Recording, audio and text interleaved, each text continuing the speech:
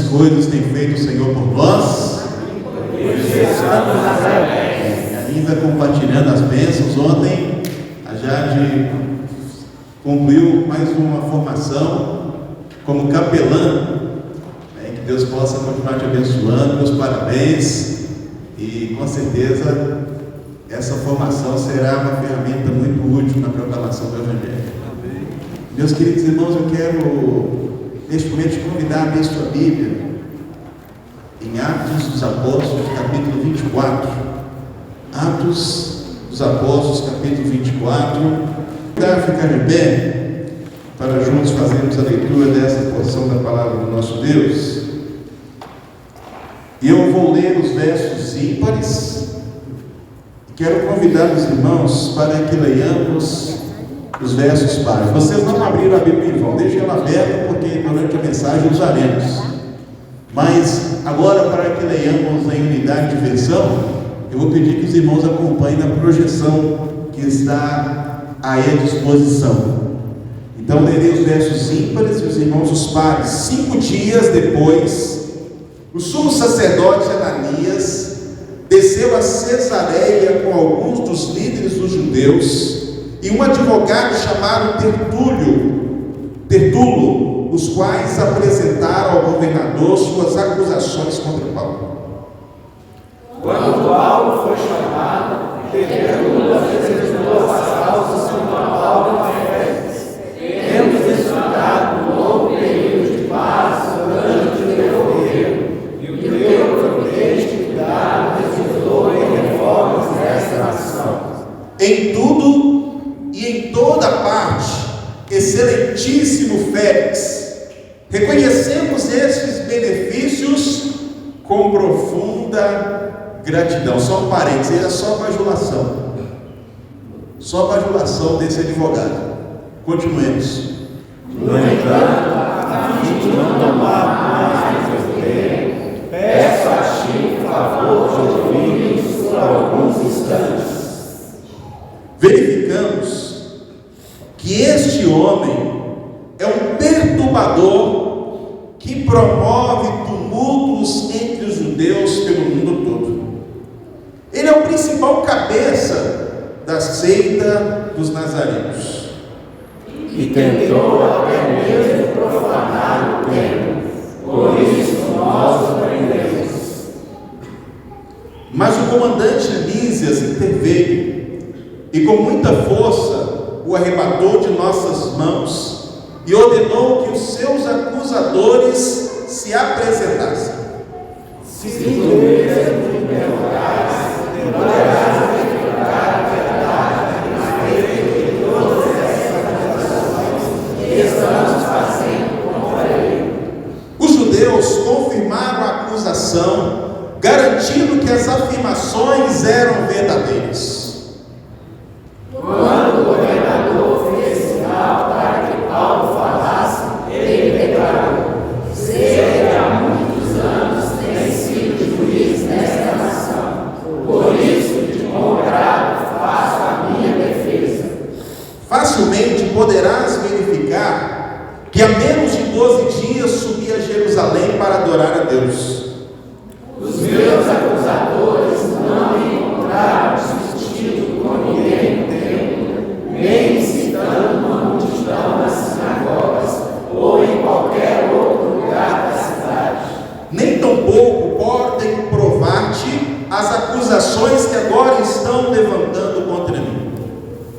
Confesso, porém, que adoro ao Deus dos nossos antepassados como seguidor do caminho, a que chamam seita. Creio em tudo que concorda com a lei e no que está escrito nos profetas. E tenho em Deus a mesma esperança desses homens, de que haverá ressurreição tanto de justos como de injustos. Por isso, procuro sempre conservar a minha consciência diante de Deus e dos homens. Depois de estar ausente por vários anos, vim a Jerusalém para trazer esmolas ao meu povo e apresentar ofertas. Enquanto fazia isso, encontraram-me purificado no templo,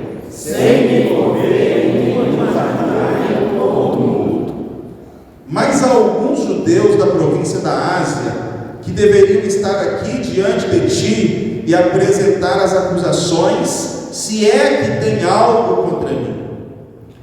Ou se aqui se acham, deveriam declarar que me encontraram a mim quando fui levado diante de César.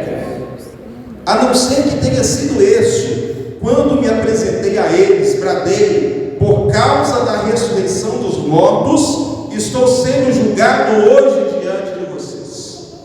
Então Félix, que tinha bom conhecimento do caminho, adiou a causa disso.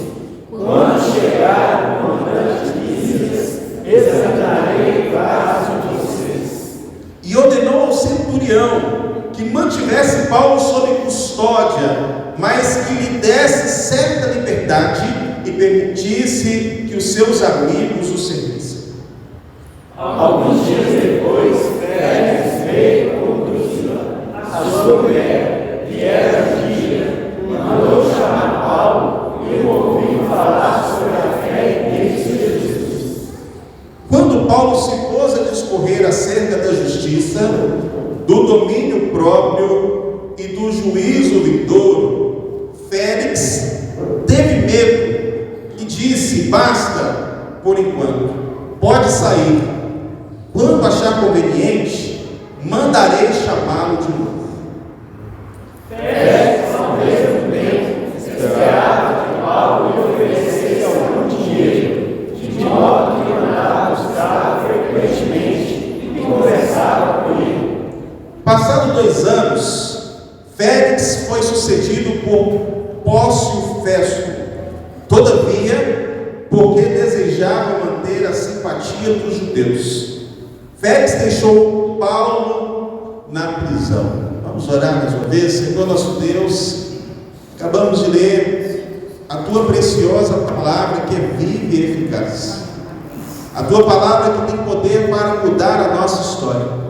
A Tua palavra que tem poder para nos santificar. A Tua palavra que tem poder para nos instruir. A Tua palavra que tem poder para renovar o nosso ânimo no Senhor. E Pai, neste momento nós pedimos a Tua palavra aos nossos corações. Que eu seja somente o instrumento do Senhor, no compartilhar das verdades eternas da Tua palavra, Deus. E que o Teu Espírito possa continuar operando em nosso meio, nos dando cada dia mais fome e sede do Senhor, ó Deus. Nós oramos em nome de Jesus. Amém e amém. Os irmãos podem tomar assento.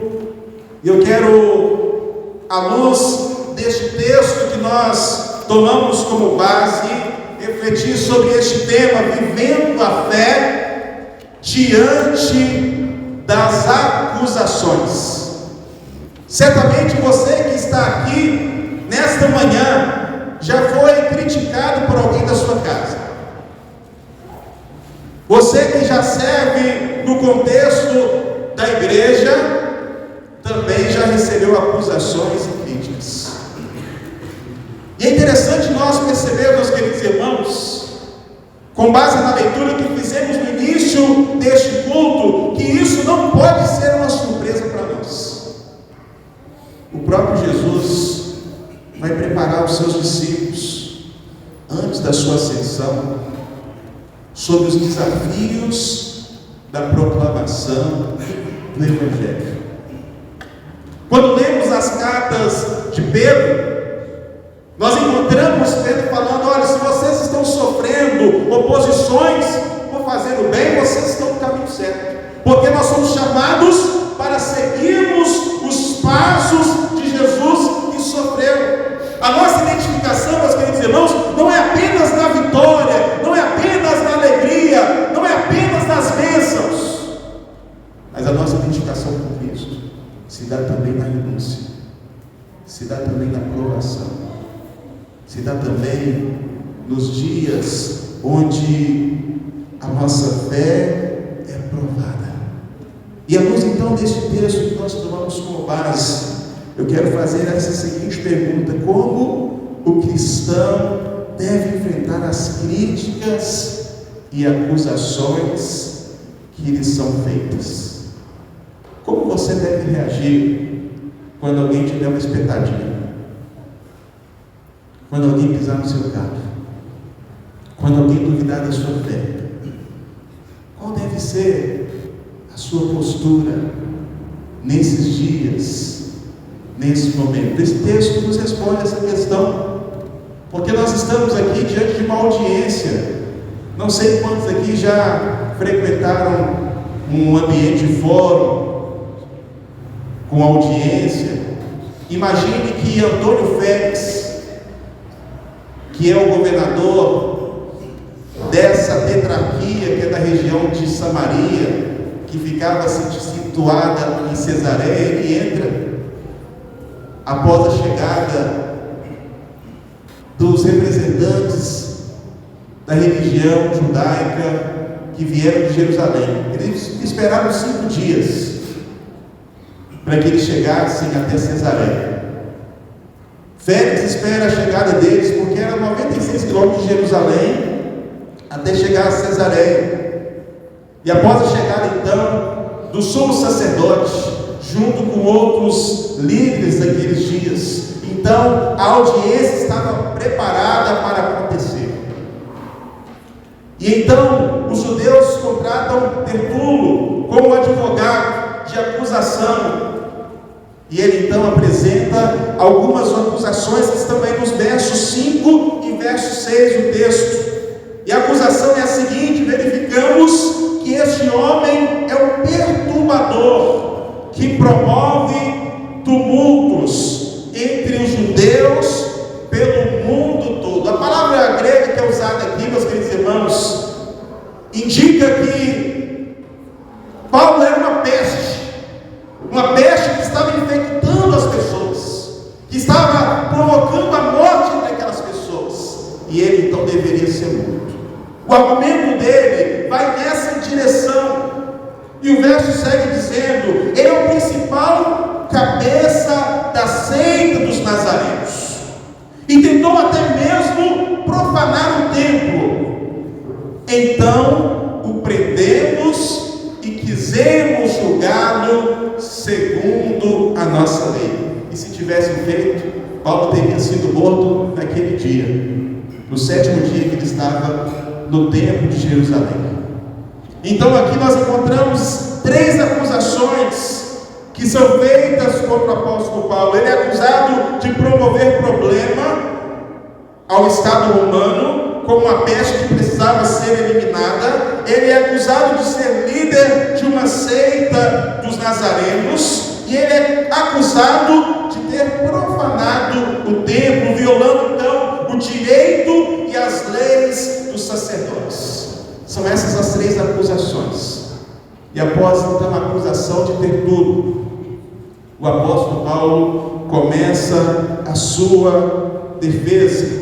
E ele começa essa defesa no verso 10. E a partir da defesa do apóstolo Paulo, que eu quero responder essa pergunta: como o cristão deve lidar com as acusações e críticas que lhe são feitas? A primeira atitude que nós precisamos ter, meus queridos irmãos, quando somos espetados, digamos assim, é mantermos o controle das nossas emoções. Mantenha o controle das suas emoções. E no mundo contemporâneo, na atualidade, se fala muito de inteligência emocional. Só que a Bíblia fala disso muito antes. A Bíblia fala sobre o domínio próprio. A Bíblia fala sobre o discernimento. A Bíblia nos fala, meus queridos irmãos, que há tempo para todas as coisas. E há momentos que não é para nos exaltarmos. Há momentos que não é para respondermos à altura. Há momentos sequer para falarmos, meus queridos irmãos. E nós precisamos discernir isso. Nós precisamos manter o controle das nossas emoções. É interessante que o apóstolo Paulo ouve os seus acusadores naquela audiência calado.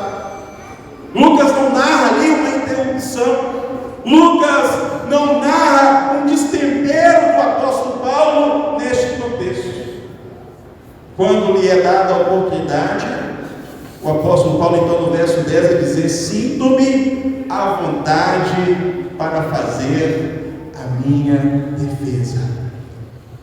É interessante, meus queridos irmãos, que o apóstolo Paulo vai dizer isso no verso 16. Ele estava com a sua consciência pura, ele estava com a sua consciência tranquila. E essa expressão consciência tranquila, consciência pura, ela é muito recorrente nesses capítulos. No capítulo 23, verso 1, o apóstolo Paulo vai dizer: eu estou com a consciência tranquila diante de Deus.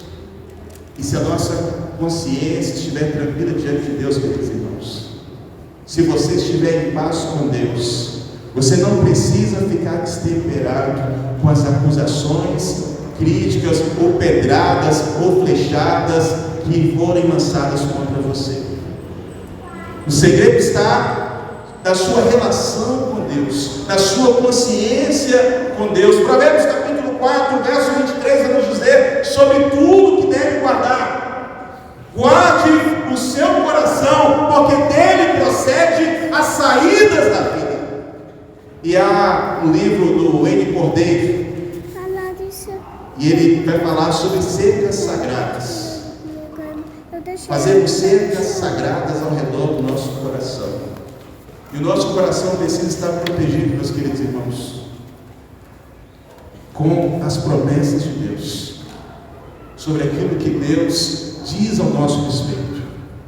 E quando estamos então revestidos dessa armadura, dessa proteção, nós teremos estrutura espiritual e estrutura emocional para lidar com as críticas ou com as oposições que se apresentarão diante de nós. Então, a primeira atitude que devemos ter frente às acusações e críticas é mantermos o controle das nossas emoções. Portanto, meu querido e minha querida irmã, acalme o seu coração no Senhor. Está difícil? Está vivendo embates? Descanse no Senhor, revista-se do Senhor. Em segundo lugar, meus queridos irmãos, eu aprendo que no lidar com esse contexto de divergência, esse contexto de oposição, nós precisamos nos concentrar nos fatos e falarmos a verdade. Observe que a partir do verso 11, o apóstolo Paulo começa a narrar a sua versão dos fatos, ou o que verdadeiramente aconteceu. E o verso 11 vai nos dizer: visto poderes verificar que não há mais de 12 dias desde que subi a Jerusalém para adorar. Então ele está contando, meus queridos irmãos, os 7 dias exatos que ele estava já no templo. E isso está no capítulo 21, verso 27. Quando ele é preso, quando ele é identificado pelos judeus que estavam na Ásia, e ele então é detido, isso está lá registrado no capítulo 21, verso 27. E somado aos 5 dias que ele já estava em Cesareia, então ele vai dizer que havia 12 dias. E é interessante que ele então vai aos fatos. E ele vai dizer no verso 12: e que não me acharam no templo discutindo com alguém, nem tampouco amontinando o povo, fosse nas sinagogas ou nas cidades. A propósito, o apóstolo Paulo se uniu àqueles que fizeram o voto de nazireado, respeitando todas as prescrições da tradição judaica. E de fato, meus queridos irmãos, da parte dele não houve nenhum gesto para provocar tumulto. O verso 13 vai seguir dizendo: nem te podem provar as acusações que agora fazem contra mim. E de fato, aqueles que estavam naquele tribunal, naquela audiência, eram pessoas que ouviram falar do que aconteceu. E a propósito, muitas das vezes nós ficamos perturbados ou embaraçados ou angustiados por alguém que ouviu do outro alguém, e que quem conta um conto aumenta outro, quem conta um conto aumenta um ponto, e o negócio vira uma bola de neve. E nós ficamos muitas vezes, meus queridos irmãos, preocupados sobre o que as pessoas estão pensando de nós, ao invés de concentrarmos na verdade.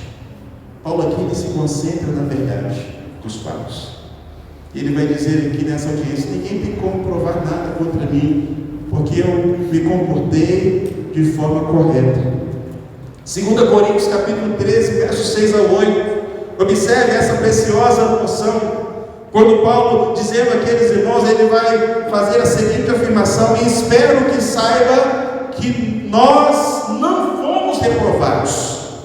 Agora oramos a Deus para que vocês não pratiquem mal algum, não para que os outros vejam que tenham sido aprovados, mas para que vocês façam o que é certo, embora pareça que tenhamos falhado. Pois nada podemos contra a verdade, mas somente em favor dela.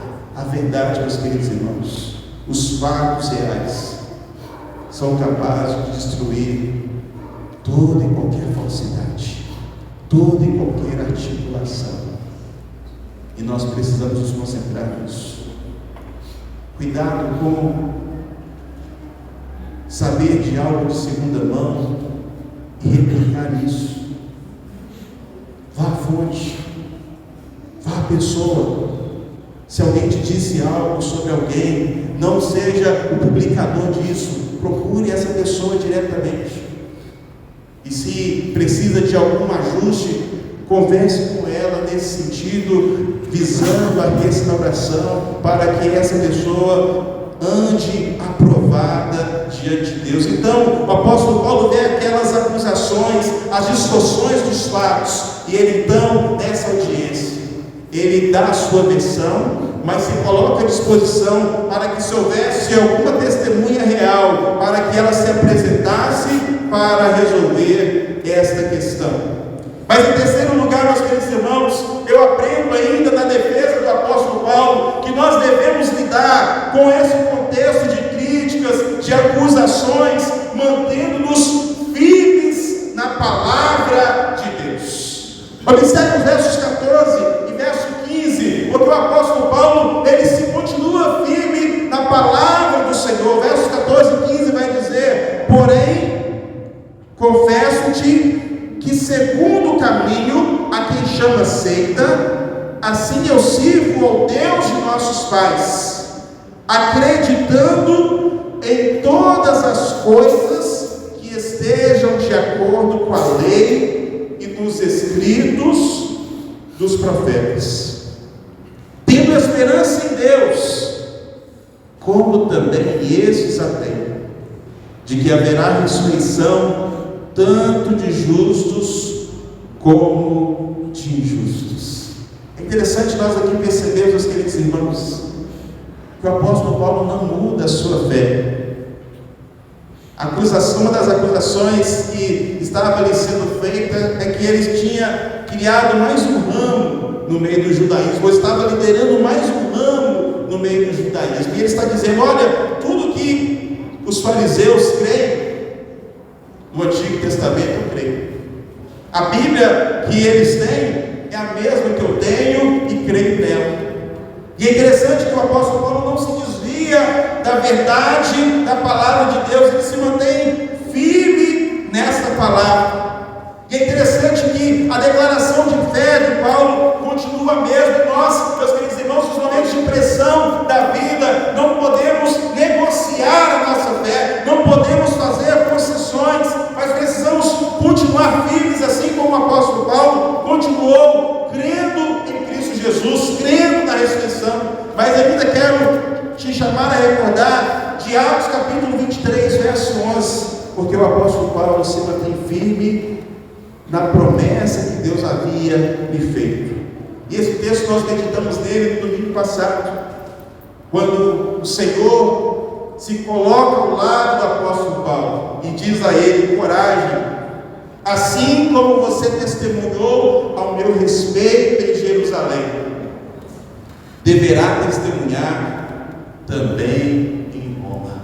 O apóstolo Paulo sabia que aquele momento da audiência não era o final da sua vida. Ele sabia que ali não era o ponto final da sua história. Ele ainda teria mais uma jornada a ser percorrida para a glória de Deus. E assim também nós, queridos irmãos, mesmo que humanamente falando, há momentos da nossa vida que nós não sabemos se está chegando a morte ou não, nós temos em Cristo assegurada a nossa salvação. Nós temos em Cristo assegurada a nossa esperança eterna. Nós temos em Cristo, meus queridos, a verdade de que nada pode nos separar do amor de Deus. E a essa segurança eterna que nós devemos nos apegar. E diante então das acusações, mantenha-se firme na palavra de Deus, mantenha-se firme naquilo que Deus diz ao nosso respeito. Mas por fim, a quarta reflexão que quero trazer à luz deste texto é que diante das acusações nós não podemos ficar impacientes e amargos. Não podemos nos tornar pessoas impacientes e amargas. Há pessoas, meus queridos irmãos, que eram pessoas sensíveis à voz de Deus, eram pessoas amáveis, eram pessoas que tinham alegria de servir, mas vindo as pedradas, vindo as lutas, o seu coração ficou petrificado, o seu coração ficou endurecido, o seu coração ficou amargo, e parou então de comunicar amor, se tornou insensível à voz de Deus. E quando as lutas vierem, o nosso coração não pode ser achado assim.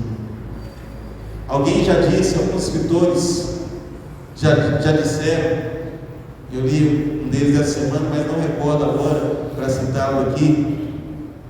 Nós precisamos ficar com a pele mais rígida, vamos dizer, o casco mais duro, mas o coração mole. O nosso coração sempre mole. O nosso casco duro, vamos dizer, para resistir às provações. Precisamos estar cada vez mais firmados no Senhor, para que quando vier as provações, não venhamos ser abalados, mas o nosso coração precisa continuar quebrantado diante de Deus. Na linguagem do cântico que nós entoamos aqui, antes da mensagem, um coração que continua rendido ao Senhor e disposto a fazer aquilo que o Senhor tem para as nossas vidas.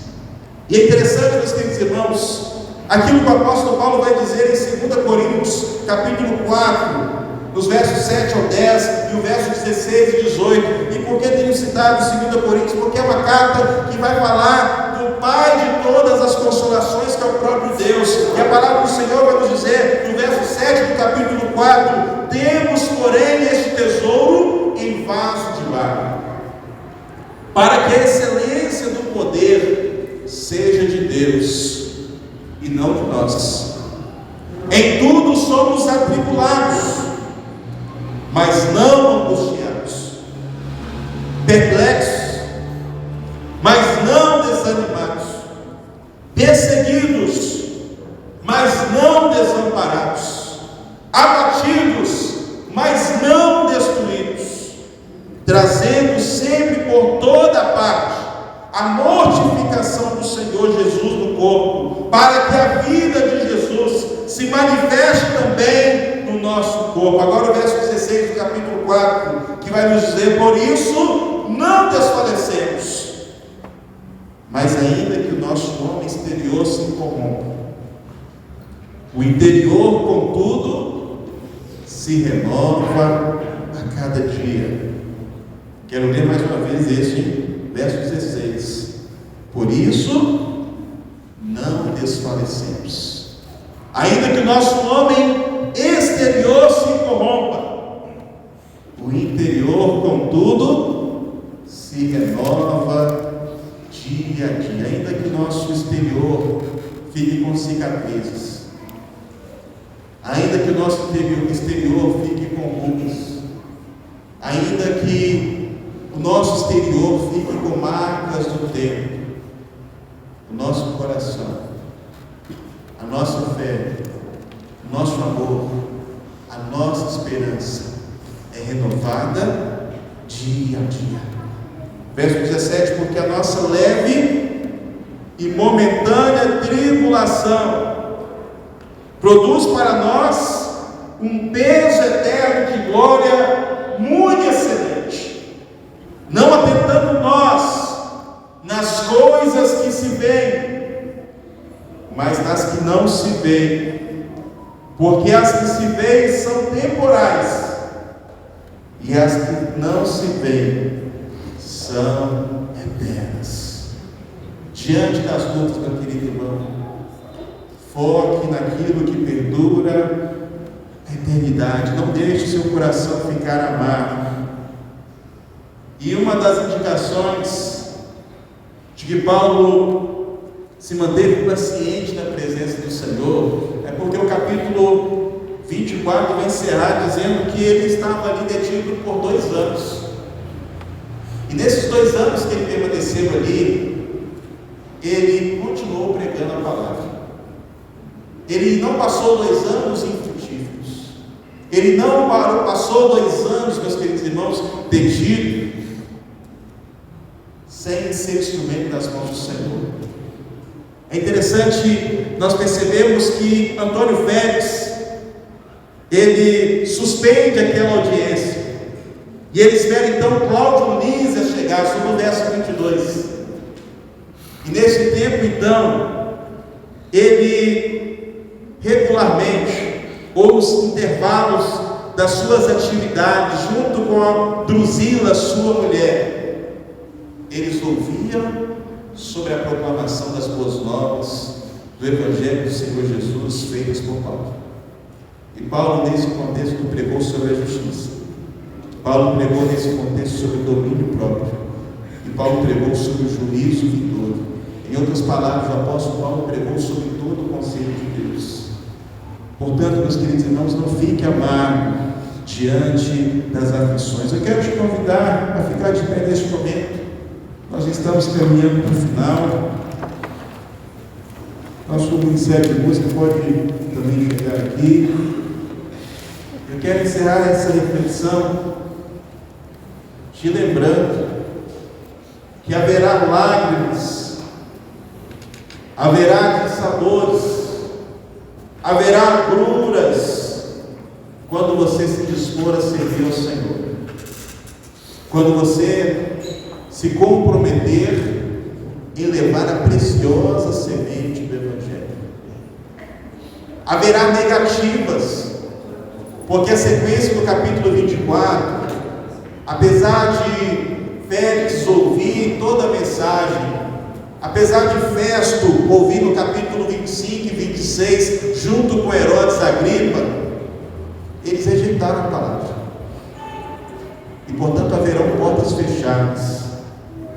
Mas é interessante nós considerarmos aquilo que a palavra de Deus vai nos dizer, que haverá lágrimas ao semear a preciosa semente do Evangelho, advinda das críticas, acusações, oposições, mas o final é sempre de consolo e restauração do Senhor.